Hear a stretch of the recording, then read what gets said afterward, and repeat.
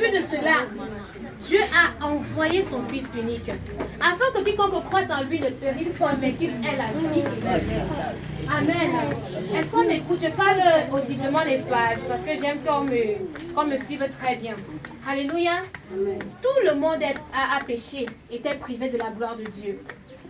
Si nul n'était le sacrifice de Jésus à la croix pour nous, nous ne devons même pas être sauvés. On dit souvent à quoi c'est un homme de gagner le monde s'il perd son âme. Plusieurs sont ceux-là qui vivent, qui font du bien. Je ne refuse pas, c'est bien de faire le bien. Mais, je vais te dire quelque chose. Nos œuvres ne peuvent pas nous amener au ciel.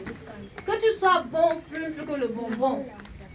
Si tu n'as pas Jésus dans ta vie comme Seigneur et Sauveur personnel, ça serait un peu comme si tu tournais un peu en rond. Tu fais tout simplement plaisir au monde. On va dire que si tu meurs aujourd'hui, on va dire que non, c'était une bonne personne. Elle était comme ça, il était comme cela. Mais Dieu ne te reconnaît pas.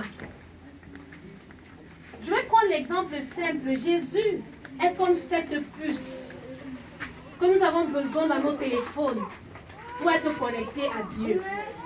Alléluia. Quand tu prends un téléphone, s'il n'y a pas la puce, est-ce que tu peux appeler quelqu'un? Tu ne peux pas appeler quelqu'un, c'est ça. Alléluia. De la même manière, pour que tu puisses appeler Dieu et qu'il t'écoute, tu as besoin de Jésus.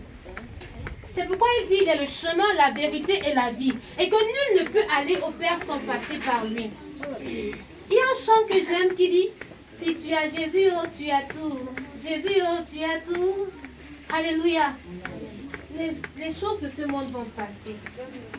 Mais, dis-toi, si aujourd'hui, il arrive que je meure, où irais-je? Jésus est venu, c'était pour toi et moi, afin que nous ne périssions point, mais que nous ayons la vie éternelle.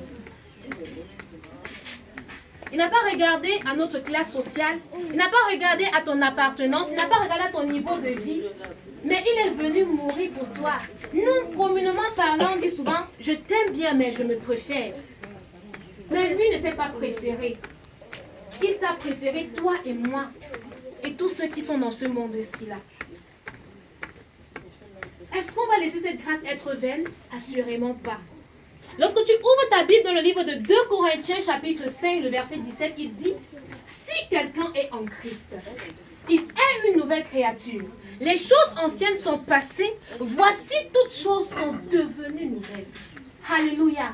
Et quand tu arrives dans le livre de Romains chapitre 10, à partir du verset 9, il dit: si tu confesses de ta bouche le Seigneur Jésus, et si tu crois dans ton cœur que Dieu l'a ressuscité des morts, tu seras sauvé. Car c'est en confessant de la bouche qu'on parvient au salut. Et c'est en croyant du cœur qu'on parvient à la justice. Alléluia. Quand tu acceptes Jésus, on vient te parler de Jésus. Comme je suis en train de le faire actuellement, tu dis que vraiment, Seigneur, je reconnais que de moi-même, je ne peux rien. J'ai essayé par mes propres forces, je n'ai pas pu. Tu dis, Seigneur, vraiment, j'ai besoin de toi. Il fait son entrée dans ta vie. Tu deviens une nouvelle personne, comme j'ai cité tantôt, 2 Corinthiens 5, verset 17. Si quelqu'un est en Christ, ça veut dire que, en fait, pardon, je peux avoir un verre, il peut avoir un verre ici, là. Un verre, je sais pas, ou bien une bouteille, ici, une bouteille, pardon.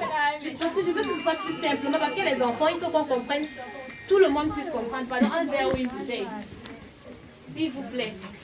Pardon, les amis, c'est possible d'avoir un verre là-bas d'ailleurs, ou une bouteille. Pardon. Voilà, mais même si c'est un gobelet. Amen. Amen. Il dit, si quelqu'un est en Christ, ça veut dire que quand tu reçois Jésus dans ta vie comme Seigneur et Sauveur, c'est toi cette personne. Excusez-moi, je prends juste l'exemple pour illustrer la chose, pour que les enfants puissent comprendre aussi simplement la chose. Parce qu'on a souvent pris la parole de Dieu comme si c'était seulement pour une catégorie de personnes. Il dit que si quelqu'un est en Christ, ça veut dire si tu dis à Jésus, viens dans ma vie, sois le Seigneur et le Sauveur personnel de ma vie, tu deviens, tu entres, tu es en Christ. Maintenant, on ne te voit plus. Si par le passé, on pouvait faire pratiquer la sorcellerie, ça t'atteint. Maintenant, comme tu es en Christ, si on veut pratiquer la sorcellerie, on ne t'attend plus. Il faut passer par Jésus pour t'attendre. Et parce qu'on ne peut pas passer, par Jésus avec la sorcellerie, toi-même tu es intouchable. C'est pourquoi il dit dans le livre de 2 Corinthiens 5, 17 que si quelqu'un est en Christ, il est une nouvelle créature. Les choses anciennes sont passées, voici toutes choses sont devenues nouvelles. C'est en d'autres choses. Toi qu'on connaissait autrefois, qui menait une vie n'importe comment, une vie de désordre, une vie de vol, de mensonge, comme les enfants, on le sait très bien. Moi-même je suis passée par là. Si on connaissait que tu faisais toutes ces choses-là, à partir du moment où tu dis à Jésus de venir entrer dans ta vie, tu deviens une nouvelle personne. Alléluia. Amen. Alléluia. Amen. Tu deviens une nouvelle personne. Maintenant, pour te trouver, on a besoin de passer par Jésus. Tu es intouchable. Même si 1000 tombent à gauche, 10 000 à ta droite, de tes yeux, simplement, tu vois la rétribution des méchants. Parce que c'est lui-même qui combat ton combat. Alléluia. C'est lui-même qui combat ton combat. C'est pourquoi on a besoin de Jésus pour être intouchable. Amen. Amen. On a besoin de Jésus pour être intouchable. Quand tu as Jésus, tu as la vie. Et cette vie-là s'agit de la vie éternelle. Alléluia. Amen. Est-ce que les enfants me comprennent? Quand tu as Jésus dans ta vie, alléluia, tu as la vie. Et la vie éternelle, l'amour de Dieu est déversé dans ton cœur. Même si c'est que tu étais habitué à haïr les gens, si tu étais habitué à mentir, à faire du n'importe quoi, quand Jésus entre dans ta vie, tu es conscient de sa présence en toi, les choses changent. Toi qu'on connaissait par le passé, tu deviens une nouvelle personne. Toi-même, tu sais que non, normalement, en tant qu'enfant de Dieu, on ne vole plus dans notre royaume. On ne ment plus, on ne triche plus, on ne fait plus tout ce que tu sais que ce n'est pas bien là. Parce que Jésus lui-même prend les commandes. Et tu ne fais plus parce qu'il faut faire. Tu ne fais pas parce qu'il faut plaire aux gens. Mais tu te rassures que ta vie est un témoignage vivant pour ton frère et pour ta soeur. Alléluia. Est-ce que quelqu'un a envie de dire à Jésus, Jésus, je veux que tu sois dans ma vie en ce jour. Que j'en ai marre de travailler par moi-même. Je veux travailler avec toi. Est-ce que quelqu'un veut dire à Jésus de venir habiter dans sa vie? Je ne veux pas être non, je voulais juste illustrer la chose et vous donner de comprendre ce que c'est avoir Jésus dans sa vie comme Seigneur Jésus. Quand tu as Jésus, tu es en sécurité, tu es préservé. Ce qui arrive au Dieu ne peut pas t'arriver parce que tu sais que ce n'est pas un autre qui t'est confié, mais c'est un créateur infini. Viens le placer dans le Alléluia. Amen. Est-ce qu'on a l'attention ici là? Amen. Est-ce que tu veux dire, Seigneur Jésus, je veux t'appartenir? Amen. Peut-être que la parole que je suis en train de dire ne se fait pas bien comprendre. Est-ce que quelqu'un veut dire, Seigneur Jésus, je veux que tu habites en moi? Je vais vivre par toi. J'ai besoin de toi chaque jour de ma vie. Je sais qu'avec toi, je peux toutes choses. Si c'est le cas, tu vas prier avec moi. Alléluia.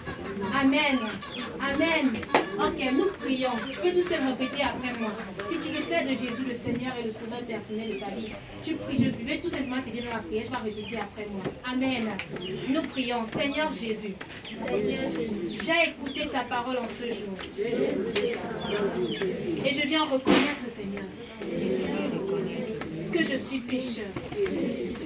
Seigneur, j'ai péché en pensée, en parole et en acte, d'un cœur vrai et sincère.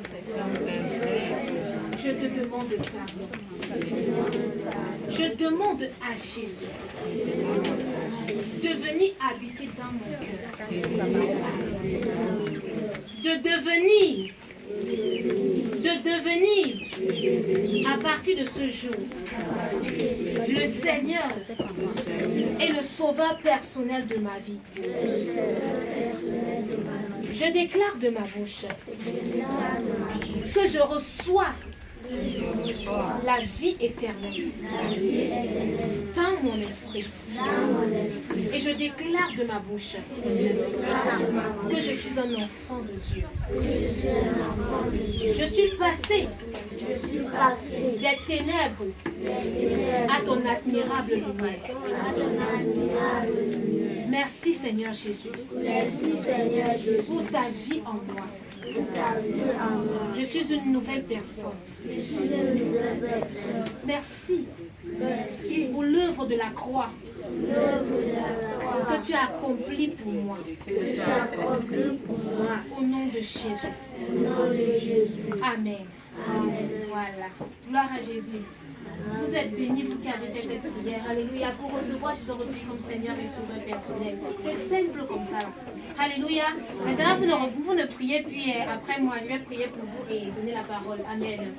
Père éternel, je viens te rendre grâce pour tes enfants qui t'ont reçu dans leur vie aujourd'hui comme Seigneur et Sauveur personnel.